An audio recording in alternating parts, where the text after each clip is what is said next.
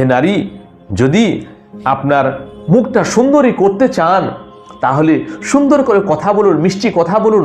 অলংকারের দরকার হবে না, লাখ টাকা দামের শাড়ির দরকার হবে না।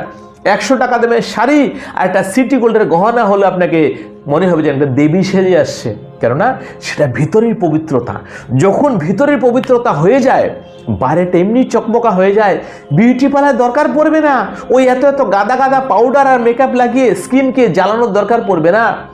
আপনার মুখ দিয়ে তখন আগুন বর্ষা হবে না, আপনার মুখ দিয়ে অমৃত বর্ষা হবে। লোকে চাইবে আপনি একটা কথা বলুন। আপনি কথা বললে সেই লোকটা হয়তো শান্তি পাবে, আনন্দ পাবে। কিন্তু এখন যে আপনি কথা বলছেন, এতে কারো ইন্টারেস্ট নেই, কেউ শুনতে চায় না। কারণ আপনি কথা যে বলছেন, কথার মধ্যে আপনি আগুন ফেলছেন। এই আগুনের জন্যই মা লক্ষ্মী আপনার কাছ থেকে, আপনার শরীর থেকে মা সরস্বতী পর্যন্ত বিদায় নিয়ে নিচ্ছে এবং আপনার ভিতরে কিছু হিংসা